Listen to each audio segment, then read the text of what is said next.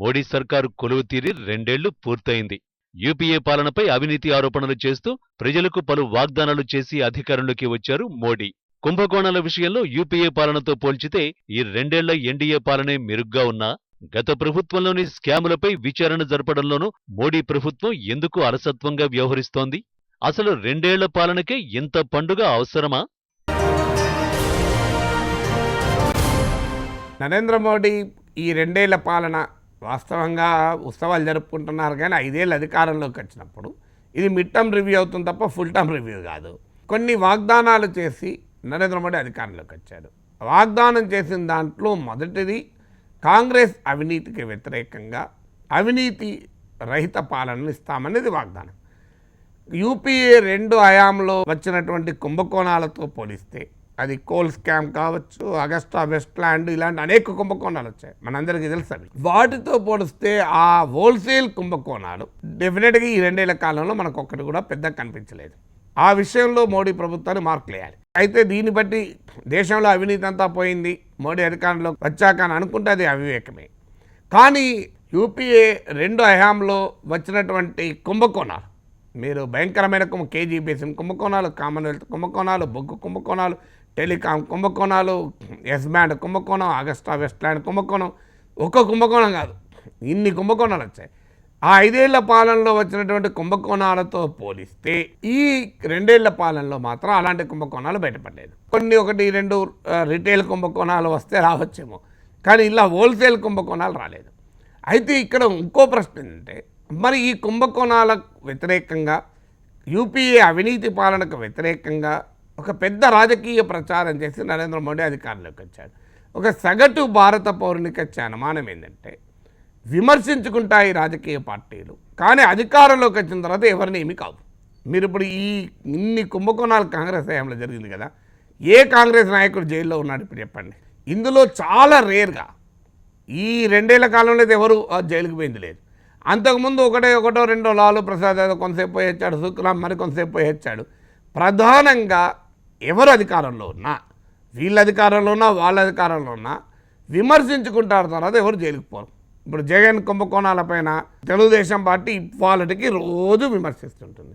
మరి ఇలా కేంద్రంలో ఎన్డీఏ అధికారం ఉంది, రాష్ట్రంలో ఎన్డీఏ అధికారం ఉంది. జగన్ 1,00,000 కోట్ల కుంభకోణం అని చెప్తున్నారు కదా, ఆ 1,00,000 కోట్ల కుంభకోణాన్ని బయటపెట్టచ్చు కదా.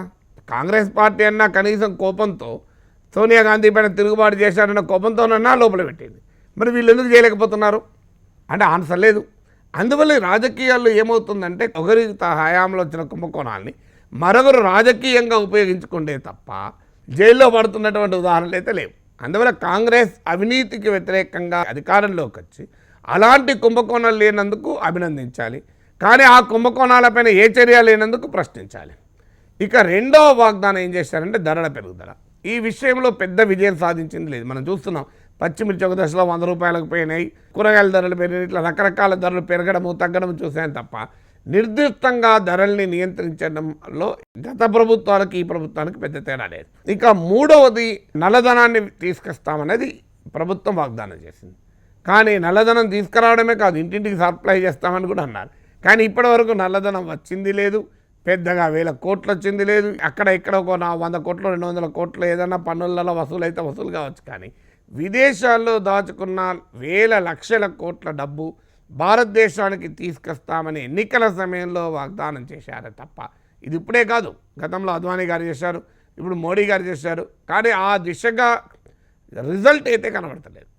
కొన్ని పనులు జరగచ్చు, మేము ఆ పని చేసి ఈ పని, అల్టిమేట్గా ఎన్ని వేల కోట్లు వచ్చాయి? 1,00,000 కోట్లు తెచ్చారా? మీరు ఇంకో ఈ నల్లధనంతో కట్టిన నీటిపారుదల ప్రాజెక్టు, దీని పేరే నల్లధనం ప్రాజెక్టు, దీనిపైన స్విస్ బ్యాంక్ ప్రాజెక్టులో ప్రాజెక్టు కట్టండి, సంతోషపడతాం కదా. ఇంకా ఆడికెళ్ళి స్విస్ బ్యాంక్ నుంచి పట్టుకొచ్చిన డబ్బులతో ఒక నీటిపారుదల ప్రాజెక్టు కట్టి, ఇంకో ఇది స్విస్ బ్యాంక్ ప్రాజెక్టు అని రాయండి, దాని మీద బోర్డు పెట్టండి, చూస్తూ వెళ్ళి చూసుకుంటారు కదా. దీనిపైన చాలామంది చెప్పారు. అరుణ్ జైట్లీ స్టేట్మెంట్ కూడా ఇచ్చాడు, కాంగ్రెస్ నాయకులు వణికిపోతున్నారు ఇది నల్లధనం వల్ల, ఒక్కొక్కరి సంగతి ఎవరు జైలు ఉంటారో తెలుస్తుంది అని స్టేట్మెంట్లు ఇచ్చారు. ఏమైంది? ఏ కాంగ్రెస్ నాయకుడు వణికింది లేదు, ఏ కాంగ్రెస్ నాయకుడు జైలుకు పోయింది లేదు, నల్లధనం వచ్చింది లేదు. అందువల్ల ఈ నల్లధనం ప్రామిస్ మాత్రం ఎన్నికల బూచిగానే మిగిలిపోయింది. ఇక నాలుగవది, మోడీ ప్రభుత్వ హయాంలో ఎకనామిక్ పర్ఫార్మెన్స్ విషయానికి వచ్చినప్పుడు కొన్ని ఇండికేటర్స్లో బెటర్ పర్ఫార్మెన్స్ ఉంది. ఇప్పుడు ఉదాహరణకు వృద్ధి రేటు మన్మోహన్ సింగ్ ప్రభుత్వ చివరి ఏడాదితో పోలిస్తే ఈ ఏడాది మెరుగ్గా ఉంది. అయితే ఇందులో ఒక మళ్ళీ తిరకాసు ఏంటి అంటే ఈ జీడిపిని లెక్కించేటువంటి మెథడాలజీలో మార్పు వచ్చింది. మన్మోహన్ సింగ్ హయాంలో ద్రవ్య లోటు, కరెంట్ అకౌంట్ లోటు ఈ రెండు తీవ్రమైన సమస్యలుగా ఉన్నాయి. ఈ రెండు లోట్లు తగ్గాయి, ఇది ఒక పాజిటివ్ సైన్. అయితే దీనిలో మళ్ళీ తిరకాసు ఏంటి అంటే చమురు ధరలు పడిపోయాయి, చమురు ధరలు పడిపోయిన తర్వాత ఆటోమేటిక్గా డాలర్ల అవసరం తగ్గుతుంది, అప్పుడు మీ కరెంట్ అకౌంట్ డెఫిసిట్ తగ్గుతుంది కదా అని అన్నారు. కానీ ఓవరాల్గా తీసుకున్నప్పుడు ఎకనామిక్ ఇండికేటర్స్లో ఈ పాజిటివ్నెస్ మాత్రం మన్మోహన్ సింగ్ చివరి పీరియడ్తో పోలిస్తే డెఫినెట్గా ఉంది. అయితే ఇక్కడ ఈ ఎకనామిక్ ఇండికేటర్స్ ప్రజల జీవితాలపైన ప్రభావం చూపాలి. ముఖ్యంగా మోడీ గారు ఆ ప్రామిస్ చేసిందంటే 2 కోట్ల ఉద్యోగాలు ఇస్తానన్నాడు, ఏడాదికి 2 కోట్ల ఉద్యోగాలు ఇస్తానన్నాడు. కానీ మేక్ ఇన్ ఇండియా నినాదం ఇచ్చారు. మ్యానుఫ్యాక్చరింగ్ సెక్టర్ ఇవాళ లోయెస్ట్ గ్రోత్ రేట్లో ఉంది. మీకు మ్యానుఫ్యాక్చరింగ్ సెక్టార్లో ఉపాధి అవకాశాలు పెరగకుండా ప్రాక్టికల్గా ఉద్యోగాలు ఇచ్చడం కష్టం. ఇవాళ విదేశీ ప్రత్యక్ష పెట్టుబడులు గణనీయంగా వచ్చాయి మోడీ హయాంలో, ఈవెన్ చైనాను మించాయి. కానీ ఈ విదేశీ ప్రత్యక్ష పెట్టుబడులు 74% వరకు సర్వీస్ సెక్టార్లో వచ్చాయి. అంటే సేవల రంగంలో వచ్చే విదేశీ పెట్టుబడుల వల్ల భారీగా ఉద్యోగాలు రావు. అందువల్ల ఈ మోడీ ప్రభుత్వం ముందున్న సవాల్ ఏంటంటే మేక్ ఇన్ ఇండియా నినాదాన్ని ఆచరణలో అమలు కావాలి, మ్యానుఫ్యాక్చరింగ్ సెక్టార్ పెరగాలి. మ్యానుఫ్యాక్చరింగ్ సెక్టార్ పెరగడం ద్వారా జాబ్స్ రావడం అనేది ముఖ్యం. ఎందుకంటే పనిచేసే వయసున్న వాళ్ళలో అత్యధిక మంది యువకులు ఉన్నటువంటి దేశం అనేది. ఈ డెమోగ్రఫిక్ డివిడెండ్ మనకు ఉపయోగపడాలి అంటే ఖచ్చితంగా ఉపాధి అవకాశాలను పెంచేటువంటి మ్యానుఫ్యాక్చరింగ్ సెక్టార్ పైన కేంద్రీకరించాలి. ఇక ఎగుమతులు బాగా తగ్గాయి, ఇదొక ఛాలెంజ్. ఎగుమతులు ఇలాగే తగ్గితే రేపు పొరపాటున చమురు ధరలు కనుక పెరిగితే, ఎందుకంటే చమురు ధరలు మన మీద ఆధారపడి ఉండవు, అప్పుడు మన దిగుమతుల భారం పెరిగి మళ్ళీ కరెంట్ అకౌంట్ డెఫిసిట్, ప్రస్తుత ఖాతాల లోటు ఇలాంటి సమస్యలు మళ్ళీ ముందుకు వస్తాయి.